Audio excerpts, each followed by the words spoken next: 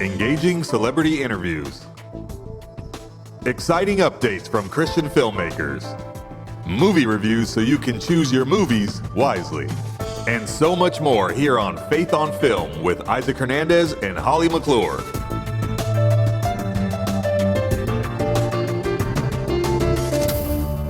Hello, everybody. Welcome to this week's episode of Faith on Film. I am your host, Isaac Hernandez, here with my co-host, Holly McClure, who, by the way, has some great things for us today. Holly, how you doing? I do. Thank you. Doing great. First of all, our interview with Jon Gunn about the second season of House of David. And boy, I don't know about you, Isaac, but I'm loving this second season. It sure is different than the first. Now, who exactly is Jon Gunn? Jon Gunn is the producer, executive producer. And actually in the interview, he let me know that he actually directed the last one. But this is, of course, John Irwin and a Wonder Project. And so they're teaming up with Amazon to have this second season released on Amazon. So I'm enjoying that as well. Wonderful. Well, I'll tell you what, let's take a look at the trailer to season 2 of House of David, and then we'll talk about it on the other side. David, what you have done here will never be forgotten. From this day forward, you will join the House of Saul. Are you ready to be a commander of men? David, there's one more obstacle between you and the throne. If we do not act, we will lose everything. The great king is fair and compassionate. You have my heart. You always will. Those men would follow you into the fires of hell. They will crown that boy today if they could. I am the chosen. God favored me. He always has. This is finished, Samuel. No, Saul. It is just beginning. You invited chaos into our home. He's a threat. David is a danger to himself and our family. Decisions have consequences. Struggle lies.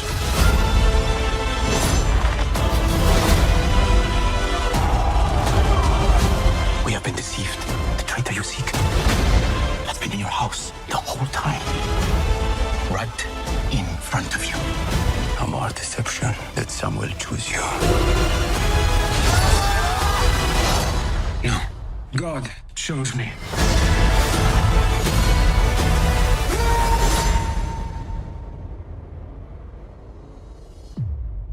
Well, I am delighted to have Jon Gunn. Really privileged to have him on. It's been years. I've known this guy since he did some things with Mercy Streets and other movies that he's done. House of David, of course, The Unbreakable Boy, Ordinary Angels.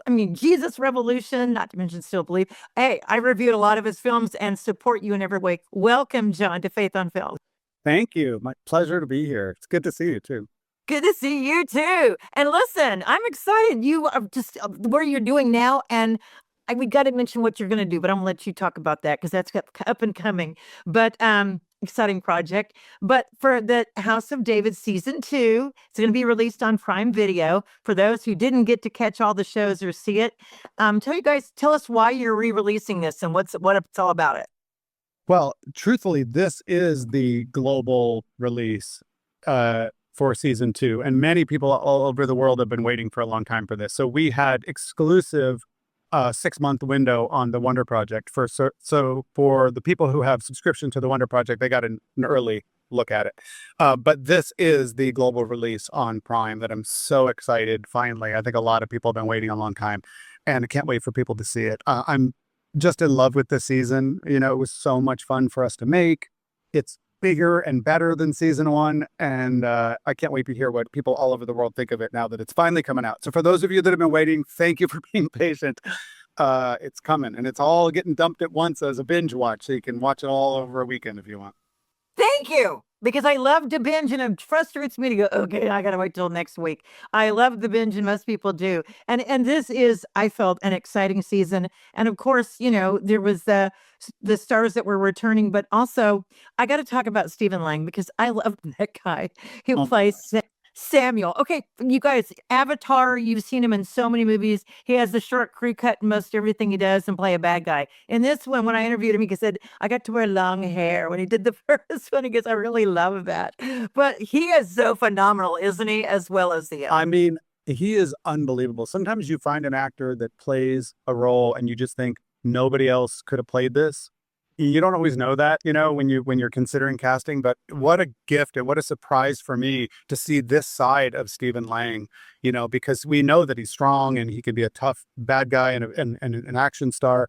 But there's so much vulnerability mixed with the strength and wisdom in Samuel, and so much levity and joy and comedy in the performance as well. I'm captivated when I watch him on set. I think everything he does is extraordinary in this role. Other actors will come to set on days that he's shooting just to stand at the monitor and watch him work. Oh my gosh. Oh my God. And Michael, of course, and Ali, there's so many that you have in this cast, and especially for Michael as David. Okay, now how did you work with David, with Michael, with David? How did you work with him in the second season? You guys had to do a little build muscle and, build him up a little, didn't you? Yeah, season 1 is David the Shepherd. Season 2 is David the Warrior. And so Michael did a whole lot of training. I mean, this kid is so dedicated. From the very beginning, he learned how to play the lyre. So he sings live on set very often, the way that someone would play guitar. He learned how to sing in Hebrew. He learned how to use the sling like extraordinarily well. He threw discus in high school, so he's got that memory, which was incredible. And then when it came for the fighting and the horse riding, he just trained for months on these things, and he bulked up and put on some weight and muscle, and he's growing into the warrior that David is becoming as an actor as well. So that journey for him has been incredible. And it's worth noting that Michael has never been on camera before. So when we cast him as the lead of this show, it was his first acting role on camera. So he has literally been, like David, plucked from obscurity in that way and growing into his purpose and his destiny as David in the way that he is as an actor. Okay, and for someone to be the first time, that's a pretty big role and a pretty wide range of things he had to do as an actor. I mean, wow, that's important knowing that, Mike. It's impressive, and he couldn't be more dedicated to it. And I think, he feels the weight of that, but he also takes it extremely seriously. So he's got the heart of David. He really does. Now, okay, how many episodes are in season 2? 8. 8 episodes. Okay, I know this is hard, but out of all of them, is there a favorite episode and why? Oh yeah, it is hard. I mean, I think the finale episode is my favorite. So many things come to fruition that episode. There's so many great biblical moments in that episode, like famous moments. It's got so much emotion in it. It's sort of the culmination of so many wonderful things that happened along the way. So I guess I would probably choose that as my favorite. And I got to direct that one. And it was one of the ones I made. And I think it's pretty spectacular. Well, I would be too. Okay, as a director, what did you get to put into it that you didn't see the other directors put into it? Was there anything that you did differently? I mean, John and I are showrunners on this show, so we kind of have our hands in everything. Yeah, but it's such a gift to have the contributions and collaborations of so many different people. I think there's almost 700 people work on this show. And so I feel like what we do is we kind of speak into the intention and the heart and the authenticity, and then just kind of nudge things along the way. There was definitely times when other directors get to do an episode where you're like, oh, I'm so jealous. I really love that scene, or I wish I could have made that. But it's so much fun in those situations to watch what another director does. So it was kind of joy all the way across the board. Oh, well, I heard rumor that you filmed season 3 or you're filming it. Is that a rumor or is that true? We can't even speak to rumors like that. But come all I on. can say, all I can say is that we all are hoping and praying for a season 3 and as quickly as possible. So maybe there'll be an update on that soon. There's a lot of great things coming down the pike from Wonder Project is our streamer and our company, our studio. And we are working on a whole lot of great things right now. We have a movie, Young Washington, coming out on the 4th of July about the early years of George Washington. We have a Nate Bargatze comedy called Breadwinner coming out in May, and a whole lot of other movies and shows quickly to follow. So many good things, I promise, to come. Please give me an interview with Nate Bargatze. Please, I'm begging you. I'm begging you. I love that man. I've loved him from this first episode of watch. I went to his concert. Okay, if that counts. Recently, no, I mean seriously. What a gift, and I can't wait to see that. And so I really definitely we want to show and highlight that. But I got to tell you, this young Washington, I am so excited about this movie because our 250th year of celebration. What a perfect time to have this open up July 4th weekend. I mean, it's almost like it was designed that way. It's almost like it's designed that way. Y'all plan that fast. Yeah, that was a fun movie to make, and a lot of our crew from House of David came and joined us on that movie. So great continued collaboration of just more people on horseback fighting in battles, just with different weapons. Because that early years was that. I think a lot of people don't know how young Washington was when he first got into fighting the war and fighting the battles for freedom, long before he became president. So, Yeah. Do you have? What was the Indian chief's name? Red Hawk, who talked about his warriors shooting him and shooting the bullet holes in the jacket. Do you include that or not? Yeah, you'll see. There's some reference to some of those moments. Yes. Those are exciting stories. So are you okay? I'm going to make sure you're telling that. Yeah. A lot of good stuff in that movie. I think you're gonna love it. It's very exciting. Okay, I have to ask: Does it take you to when he becomes president, or are you just like filling in the blanks at the end, or like how far will it take us? It doesn't get to the presidency. It basically takes him from the early years of dreaming of being a red coat to then him putting on a blue coat and becoming the man that we know. Okay, the man that we know. You're still directing, but are you a director on that or executive producer on that? On the young one, executive producer on that. Yeah, and then you're a director or producer on Nate Bargatze. Producer on that. Our company helped produce that film. Yeah. So I did not direct that one, but so the last 2 years of my life have been about 2 seasons of House of David, and then I do have some projects coming up soon that we'll talk about next time we talk. Well, Jon, your career is just, I mean, and it's listen, it's not like you just got in the game, right? There are years and years of working for this.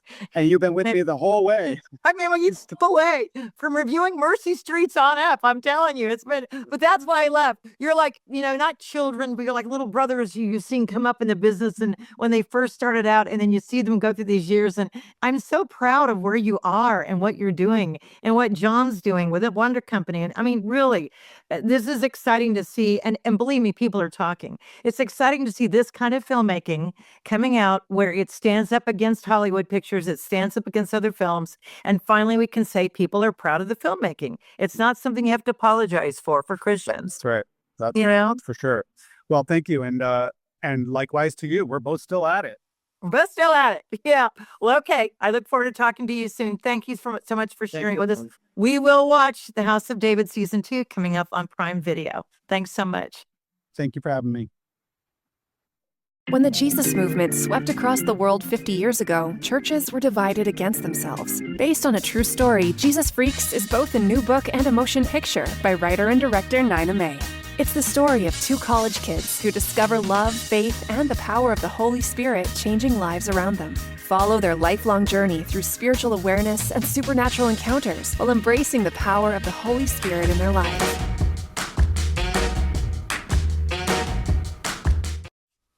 Welcome back, everybody. Holly, that was a very interesting interview with Jon. I especially liked how he didn't want to tell us about season 3. What was that about? He kept that secret, didn't he? Except I happen to know some people because, and I do know that they did some filming in Greece, which I think is kind of interesting. Maybe it's for another project.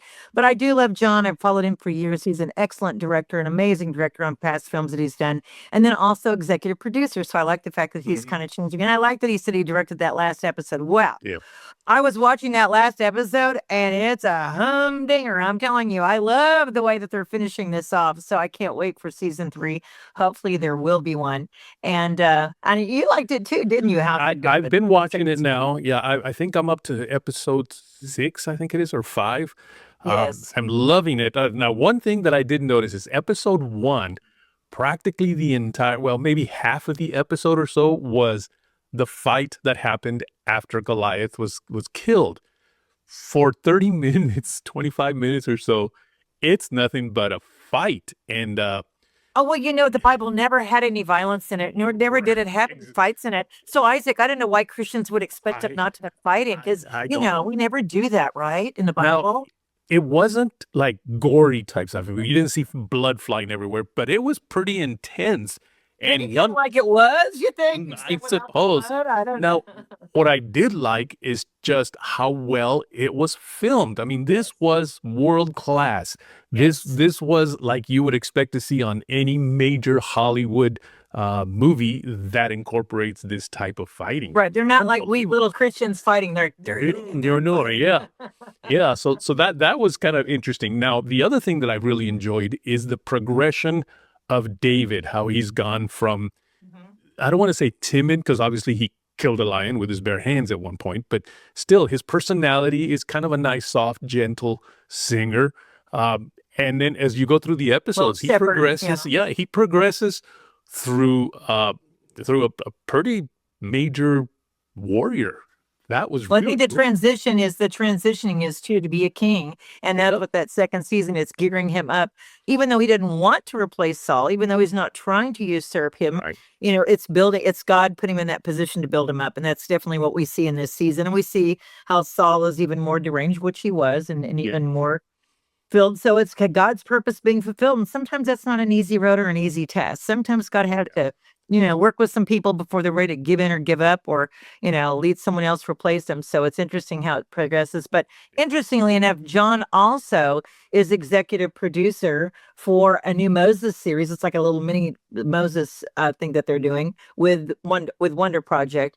And it's going to be, we have a trailer for it, but it's going to be, I guess, another season of something we can watch. So I think they're learning, like The Chosen did, that yes, you can follow up with different stories and come out with different things in the Bible, and they're picking up on that. One thing I appreciate about this, and it, of course, to me happened throughout even The Chosen, is that you can read the Bible, but that's almost like reading, God, I hope I don't say something that offends people. It's almost like reading the menu, okay? But then when you see it like this, it's like you get the food in front of you. Right. What I'm trying to say is that it gives a reality to like a personality to a person other than just reading something about them. And of course, the way they expand on it, it really just makes them feel very real to you. And I've been enjoying that. Well, like I said, let's take a look at the trailer for the Moses. I think we're going to enjoy that one too. With Dean Kingsley, it looks pretty great. I'm sure we are. Here's the trailer. Tell me what happened. I saw fire. A bush. Flames wrapping round every branch, every leaf. As if the fire was alive. And I heard a voice. What did he say? He knew my name. He told me that I must return to Egypt, to the place of my birth, to where my people are in bondage as slaves. Let me tell you a story my father told me. A Hebrew woman's son was raised in generosity in this house. I will name you Moses, for I drew you from the water. This very sword given to him. And he used it to betray us all. I was foolish then. But now I come on behalf of a God who needs no sword. If you resist him, you'll suffer a fate worse than theirs. I will never let your people go.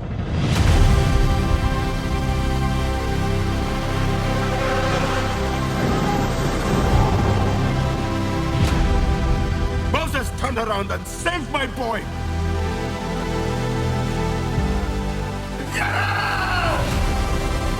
Over 1 million people. How will we do this? Behold the power of your God.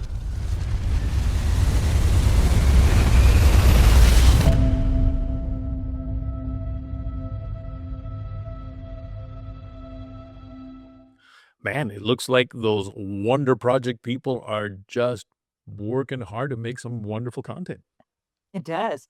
And I like the fact the actors, I mean, seasoned actors like Ben Kingsley, who's been around forever and well respected, are taking on roles like this.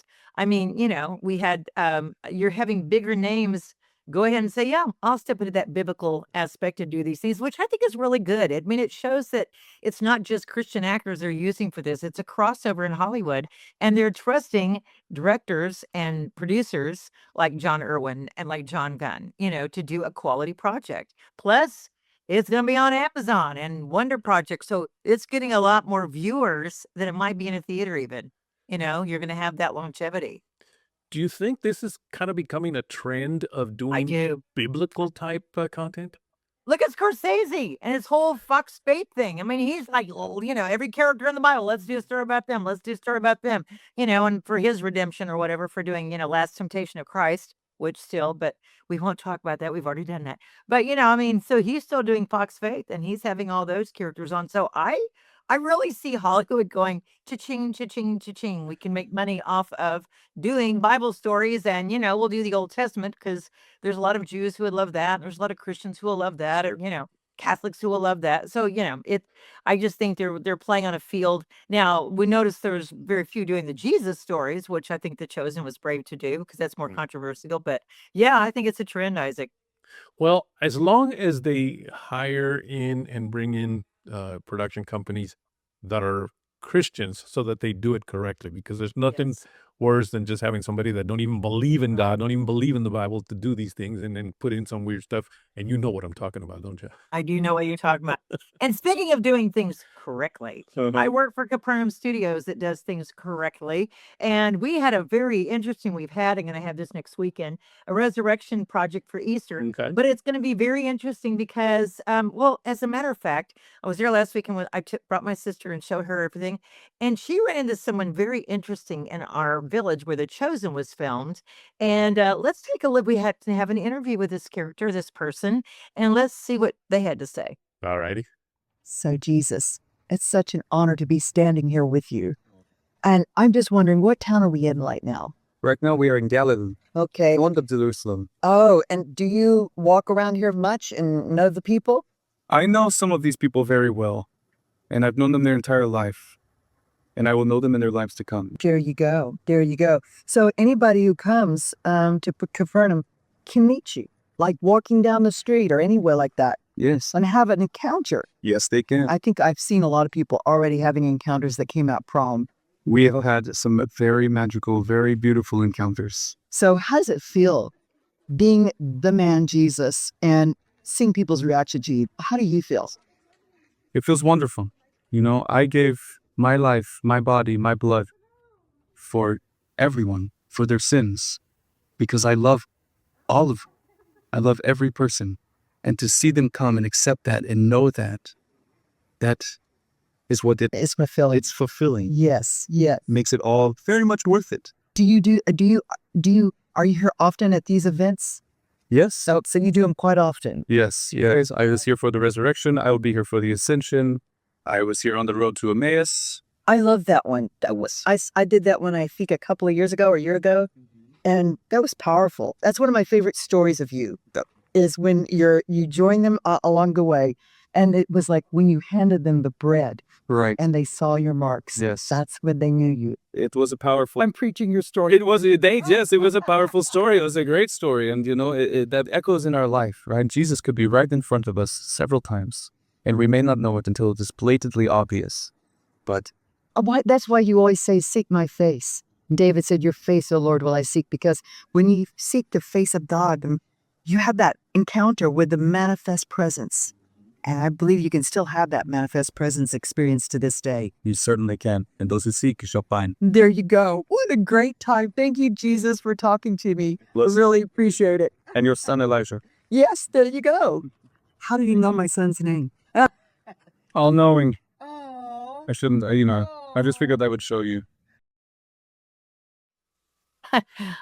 I love that interview. I think that's so funny. Hey, how many times do you get to interview Jesus? You know, I mean, it's very rare you run into him these days and get to interview him. So it was kind of fun. Capernaum has the best resurrection experience going on. And it's really fun because the park is set up where the village has Jesus strolling around the village, and it has Elijah's house where the hole in the roof is, where Jesus lowered the man down the season of chosen. They have the different people how to bake bread and matzah and matzah, all different kinds of things that they have going on in the village with townspeople. And then you go into stage B, and it literally is the video of Jesus being, the kiss on the ear, on the face, and then cutting off the ear, and then going into the temple and being, pronounced, and then we have not CGI, it's special effects that Dane has done of going from the tomb on, and I'm telling you, I can't even describe this. It's incredible, and I have a little video of this setting how it looks, but I don't have the full yet because they're still doing the show. But people have walked out of there in tears. People have literally walked out in tears, going, "Wow!" Because he goes down to hell. Very few people do that, but we show it. He goes down to hell. He has the keys and he bursts in. There's demons in there. It's noises. It's full special effects. And then he comes up to the tomb. It's lit up. They roll back the tomb. Mary comes up weeping. He says, "Jesus." And she says, "Jesus, it's you." And it's emotional. The soldier comes in at the very end. Jesus comes. It is a production, and people have been raving about it. And then we have a whole different feel in our Western village where we talk about the itinerant preachers that traveled, and that's how Texas first learned about the Lord, that they incorporated into the schools. They would come in and teach in the schools, and then they would preach in the town. So it's very interesting. You're hearing all about the Word of God through different time periods, all about Jesus and the resurrected life, and it's got a biblical message all the way through. And people have just so enjoyed it and gotten so much out of it. The kids, when they're in the Western town, there's a school, they get to go into the school and hear a school teacher, they get to talk to the preacher, they get to go to a store and see what was in the store that people used to buy. It's just a fun experience. It really is. And this is something that pretty much you guys are planning to do every year? Oh, every Easter it definitely will be. And then we're going to do a fall experience. And so we'll have more of the same in the fall for the fall experience. And we're doing Christmas at Capernaum. So we're building a new Judea, a whole new city out there, Judea. And you got to come see it, Isaac. It's pretty impressive. And it's the first faith-based family theme park. And I know we've talked about it before, but I want to reiterate, because in the world of production, it's not just movies. It's not just theaters, okay? This is a different way to tell a story through a theme park using the visual media and using actors and using other people to tell a story. So that's why we're talking about this. It's a different venue, a different way to do it. All right. Well, Holly, that concludes today's show. Certainly excited about all of you that tuned into today's show. Thank you. We want to make sure you check out our website, faithonfilmtv.com. That's faithonfilmtv.com. Holly, until next week, take care. Bless everyone. Write to us at faithonfilmtv@gmail.com. That's faithonfilmtv@gmail.com. And follow us on Facebook, Instagram, and X at faithonfilmtv. Also, visit our website, faithonfilmtv.com. That's faithonfilmtv.com, where you'll find links to all of our past shows and much more.